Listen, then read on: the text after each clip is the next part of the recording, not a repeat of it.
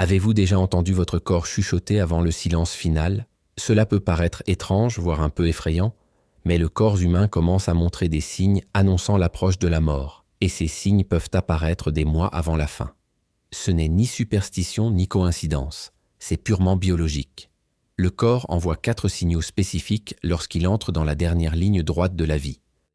Et le plus choquant, la plupart des familles ne s'en rendent compte que lorsqu'il est trop tard. Aujourd'hui, je souhaite ouvrir cette conversation avec vous. Non pas pour susciter la peur, mais pour vous offrir quelque chose qui, dans des moments comme ceux-ci, a plus de valeur que tout, la clarté. Comprendre ces signes peut faire toute la différence entre vivre les derniers instants d'un être cher avec dignité, affection et présence, ou être surpris et ne pas savoir comment réagir. Je dis cela non seulement en tant que personne qui a étudié le sujet, mais aussi en tant que personne qui l'a vécu d'innombrables fois, aux côtés de patients et de familles. Au fil de décennies de pratiques médicales, j'ai constaté comment la bonne information au bon moment transforme la façon dont les gens abordent les adieux. Car oui, la mort fait partie de la vie, mais ignorer les avertissements de son corps peut rendre ce processus bien plus difficile qu'il ne devrait l'être. La première chose à comprendre est le fonctionnement du corps chez les personnes âgées. À partir de 80 ou 90 ans, et parfois même plus tôt selon l'état de santé, le corps commence à subir des changements profonds, presque silencieux. Le métabolisme ralentit, la régénération tissulaire ralentit, et les systèmes vitaux, comme les systèmes respiratoires, cardiaques et neurologiques, perdent de leur efficacité. Il ne s'agit pas d'un retournement brutal, mais plutôt d'un lent déclin. C'est à ce rythme plus lent que les premiers signes apparaissent, et c'est exactement là que réside le secret. La médecine gériatrique nous enseigne qu'à l'approche de la mort, le corps entre en mode économie. Il commence à économiser l'énergie, consacrant celle qui lui reste à des fonctions essentielles comme le fonctionnement du cœur et des poumons. Les systèmes moins essentiels sont mis à l'écart. Et c'est lors de cette transition qu'apparaissent les 4 signes que je vais partager avec vous. Il y a quelque chose de fascinant, presque poétique, dans tout cela. Le corps sait. Il comprend que le moment est proche et il tente de nous avertir. Non pas par des mots, mais par des réactions, des comportements, de subtiles transformations. Tout au long de ma carrière, j'ai observé ces signes chez des centaines, voire des milliers de patients. Et bien que chaque personne soit unique, la séquence de ces signaux se répète avec une précision que la science n'ignore plus. Le plus important ici est que ces signes ne sont pas aléatoires. Ils suivent un schéma. Et, s'ils sont détectés tôt, ils permettent à la famille de prendre des décisions plus éclairées, d'apporter le réconfort nécessaire et surtout d'utiliser ce temps pour ce qui compte vraiment, être présent, avec amour et vérité. Je ne suis pas là pour vous effrayer. Je suis là pour vous préparer. Parce que la mort, une fois comprise, peut être plus facile, pour ceux qui partent et pour ceux qui restent. Le premier avertissement de votre corps est si subtil que beaucoup de gens ne le remarquent même pas. Mais une fois qu'on apprend à le reconnaître, il devient évident. Je parle d'un changement profond dans la façon dont votre corps réagit aux aliments. Il ne s'agit pas seulement de perdre l'appétit. C'est quelque chose de bien plus complexe. Le processus commence lorsque le corps entre dans ce que l'on appelle la phase active de la mort. À ce stade, des organes comme le pancréas, le foie et l'intestin grêle commencent à ralentir la production d'enzymes digestives. Ce n'est pas un choix de la personne âgée, c'est le corps, de lui-même, qui réaffecte l'énergie à ce qui compte vraiment à ce moment précis, le maintien des fonctions vitales. Résultat, même de petites quantités de nourriture commencent à provoquer de l'inconfort, des nausées ou cette sensation d'estomac perpétuellement plein. Ce qui était autrefois un plaisir, un bon repas, devient un effort. Et c'est là que beaucoup de gens commettent l'erreur d'insister pour que les personnes âgées mangent, pensant que c'est de l'obstination ou de la faiblesse, alors qu'en réalité c'est le corps qui demande à être écouté. Si ce premier signe vous a déjà fait changer d'avis, attendez de découvrir les 3 suivants. Ce que le corps nous révèle, lorsque nous apprenons à le percevoir, est une sagesse silencieuse qui peut transformer radicalement notre façon d'aborder la fin de vie. Et cette connaissance, je vous le garantis, peut transformer les adieux en moments de paix. Avez-vous déjà remarqué qu'une personne âgée cesse parfois d'aimer la nourriture qu'elle a toujours aimée? Ce n'est ni une crise de colère, ni un caprice, et certainement pas une dépression comme beaucoup l'imaginent. C'est le corps qui lui envoie un signal. Un signal silencieux mais puissant qui l'informe qu'elle se prépare à une nouvelle étape, l'adieu.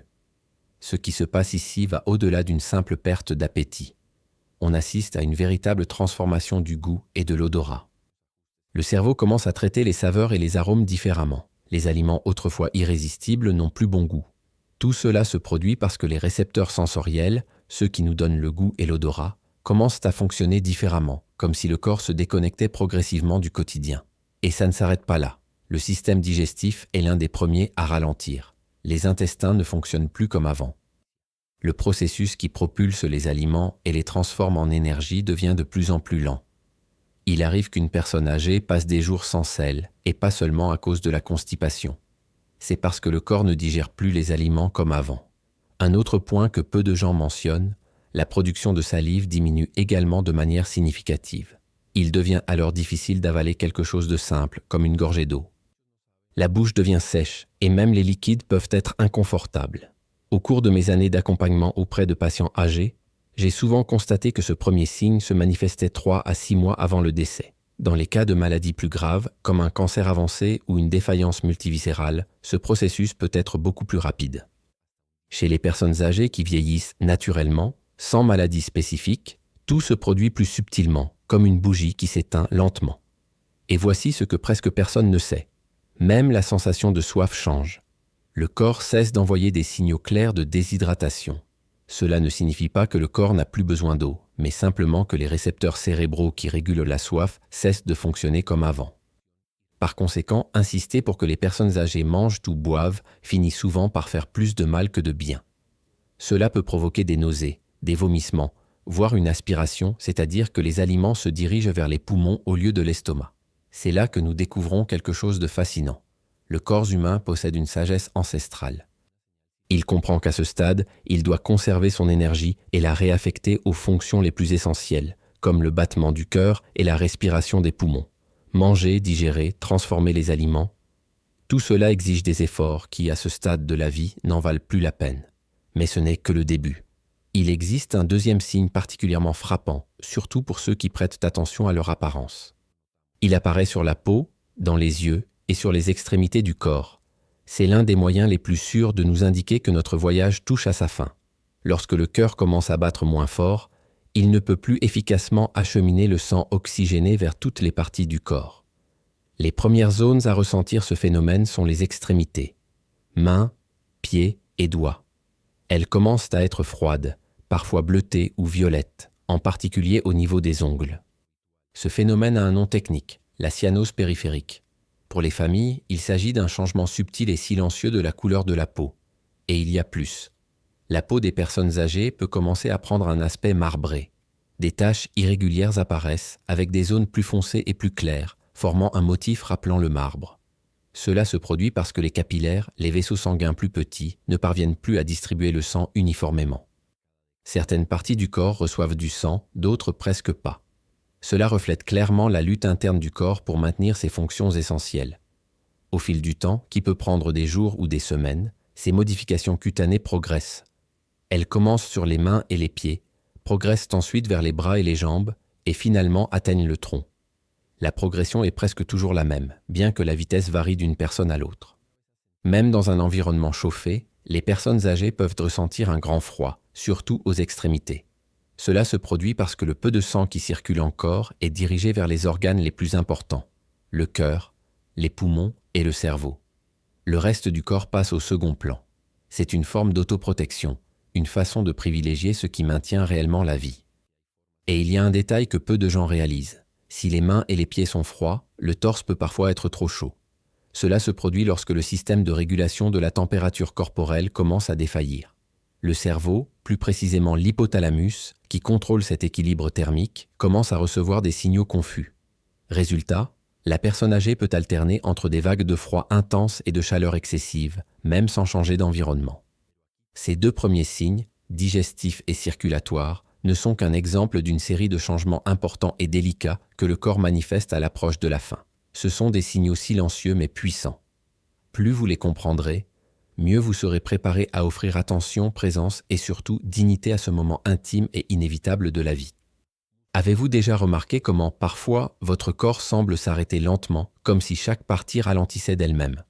Ce que je constate fréquemment, et que peu de familles connaissent, c'est la façon dont le corps d'une personne âgée en fin de vie réagit au froid, même lorsque l'environnement est chaud. Les mains et les pieds les froids, cet inconfort constant ne sont pas seulement une plainte ou une sensibilité accrue. Cela se produit parce que le sang, auparavant distribué dans tout le corps, est maintenant redirigé vers les zones où il est le plus nécessaire. Le cœur, les poumons et le cerveau. C'est le corps qui tente de maintenir ce qui est encore vital. Ce processus affecte également la température corporelle de manière curieuse. Alors que les extrémités sont froides, le torse peut connaître des pics de chaleur.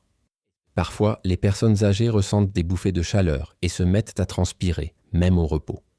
Cela se produit lorsque le système de régulation thermique du corps, régulé par le cerveau, s'effondre.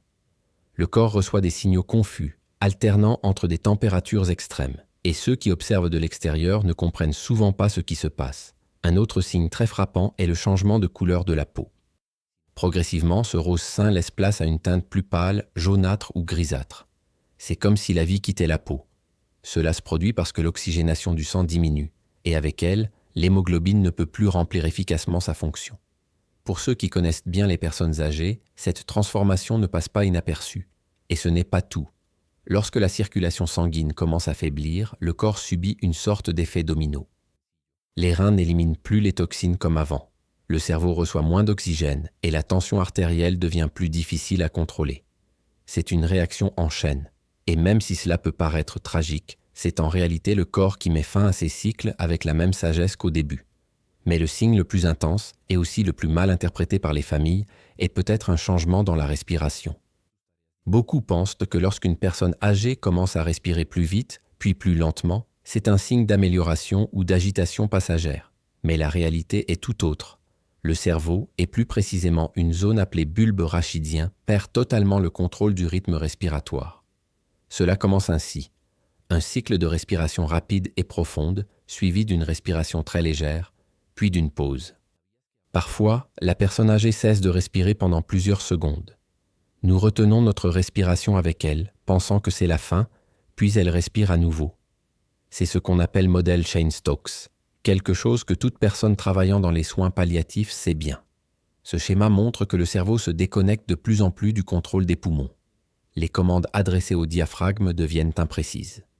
Le corps tente de compenser, mais il n'a plus la force qu'il avait autrefois. C'est difficile à observer. Mais surtout, c'est un avertissement clair. Le temps presse. Un autre signe qui cause beaucoup de détresse dans la famille est ce qu'on appelle respiration bruyante, également connu sous le nom de affre de la mort. C'est un gargouillis rauque qui sort de la gorge. Ce n'est pas que la personne âgée se noie, comme beaucoup le pensent. En fait, elle n'a plus la force de tousser ou d'avaler, et les sécrétions commencent à s'accumuler.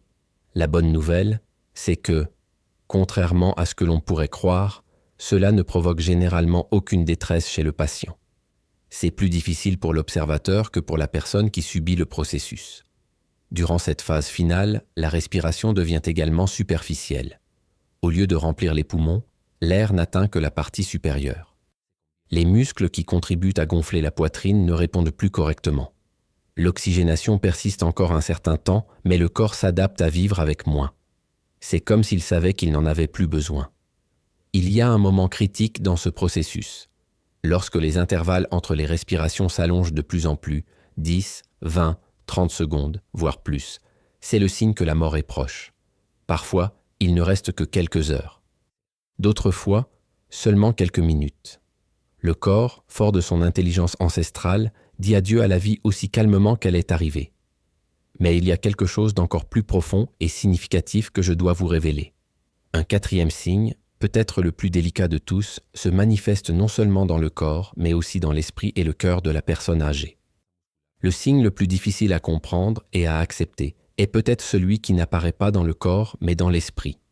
Le quatrième et dernier signe annonçant l'approche de la mort chez les personnes âgées implique de profonds changements dans le fonctionnement neurologique. Et pour de nombreuses familles, c'est le plus douloureux de tous, car il touche à quelque chose de très intime, la personnalité, la conscience, la façon dont la personne âgée se connecte au monde qui l'entoure. Au cours de mes années d'accompagnement de patients dans leurs derniers instants, j'ai observé des schémas qui se répètent avec une fréquence presque effrayante. Et ce n'est pas une coïncidence. La science peut en expliquer une grande partie. À mesure que le cerveau reçoit moins d'oxygène et de nutriments, certaines zones cessent de fonctionner comme avant. Les premières touchées sont précisément celles qui font de nous ce que nous sommes. la mémoire, la logique, la perception et le contrôle émotionnel, un cortex frontal par exemple, qui régule les décisions, le raisonnement et le comportement, est l'un des premiers à souffrir du manque d'oxygène.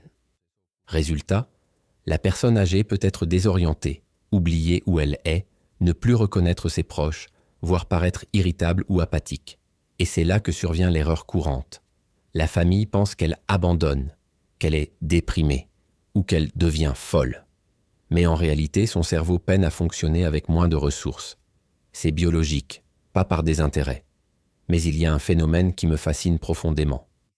Quelque chose que j'ai observé des dizaines de fois et que la science tente encore de comprendre pleinement. Il s'appelle lucidité terminale. Imaginez une personne âgée atteinte d'Alzheimer à un stade avancé, qui n'a reconnu personne depuis des mois, qui soudain vous regarde dans les yeux, vous appelle et vous dit quelque chose que vous n'auriez jamais cru entendre à nouveau. Des excuses. Un merci. Un « je t'aime ». Ce moment, aussi bref que puissant, survient parfois des jours ou des heures avant la mort. C'est comme si, l'espace d'un instant, l'esprit revenait pour dire au revoir. L'explication n'est pas encore tout à fait claire, mais on pense que le cerveau, dans un ultime effort, réorganise ses connexions et crée un moment de lucidité. Une ultime étincelle avant de s'éteindre. Un autre aspect très courant dans les dernières étapes de la vie sont les hallucinations terminales. Et croyez-moi, c'est plus courant qu'on ne le pense. De nombreuses personnes âgées disent avoir vu des proches décédés. Elles leur parlent, elles sourient, elles se sentent apaisées. Et dans bien des cas, elles décrivent ces expériences comme agréables, voire réconfortantes. La famille, inconsciente de ce qui se passe, panique parfois pensant à un délire. Mais ce n'est pas le cas. Ce sont des régions du cerveau, notamment celles liées à la mémoire et à l'imagination visuelle, qui deviennent hyperactives pour compenser la perte de fonction d'autres zones. Et finalement, c'est peut-être le cerveau lui-même qui tente d'apporter du réconfort. De plus, les habitudes de sommeil changent radicalement. Les personnes âgées peuvent alterner entre le jour et la nuit, devenir agitées au petit matin et somnolentes pendant la journée. Elles peuvent dormir de longues heures ou avoir du mal à s'endormir. Elles peuvent marmonner, se parler à elles-mêmes ou sembler vivre dans deux mondes simultanément, le monde réel et le monde intérieur. Le langage change aussi. Ce qui était autrefois une conversation claire devient plus fragmenté. Les personnes âgées commencent à avoir du mal à trouver leurs mots, à former des phrases ou à maintenir le fil de leurs pensées. Cela ne signifie pas qu'elles ne comprennent pas ce qui est dit, c'est souvent le cas, mais elles ne peuvent tout simplement pas répondre avec la même clarté. Et il y a quelque chose de très important ici. L'ouïe est généralement le dernier sens à disparaître, en d'autres termes. Même si la personne âgée ne répond plus, elle peut continuer à écouter. Et entendre une voix amicale et des mots gentils peut faire toute la différence à ce moment-là. Dans les phases terminales, le temps perd également son sens. Les personnes âgées peuvent confondre passé et présent, se souvenant d'événements passés comme s'ils s'étaient produits hier. Elles peuvent se sentir bloquées dans un autre moment de leur vie. Cela se produit parce que hippocampe, la partie du cerveau qui organise la mémoire dans le temps, commence à défaillir. Une autre chose qui attire l'attention est la diminution de la réponse aux stimuli externes, le toucher, la lumière, même la douleur. Tout semble susciter moins de réactions. Mais cela ne signifie pas que le cerveau ne le ressent pas. Cela signifie qu'il économise son énergie et se concentre uniquement sur les fonctions essentielles et vitales. C'est le corps qui se retire dans le silence. Et puis, quelque chose de profond se produit. Beaucoup de personnes âgées commencent à manifester une paix qu'elles n'avaient jamais ressentie auparavant. Une sorte d'acceptation sereine. Elles cessent de se battre. Certaines disent même clairement « je suis prêt ». Ce n'est pas abandonné. C'est de la sagesse. Le cerveau, fort de son intelligence ancestrale, semble comprendre que le moment est venu et au lieu de résister, il commence à lâcher prise. Le quatrième signe n'est donc pas seulement médical ou neurologique. Il est profondément humain. Il montre qu'à l'approche de la mort, le corps parle, mais l'esprit trouve aussi le moyen de dire adieu. Que ce soit par une dernière conversation, un regard, un silence profond, ou même un beau rêve que personne d'autre ne peut voir. Si vous vivez cette situation, ou si vous connaissez quelqu'un qui la traverse, sachez ceci, ces signes ne sont pas des tragédies, ce sont des messages. C'est la façon dont le corps et l'âme nous disent « c'est bon, j'y vais ». Et comprendre cela peut transformer un moment de douleur en un moment de paix. Il y a quelque chose de très important que je dois vous dire maintenant. Les 4 signes que j'ai expliqués jusqu'à présent, digestion, circulation, respiration et cognition, ne se produisent pas de manière isolée. Il ne s'agit pas d'événements aléatoires ni dispersés dans le temps.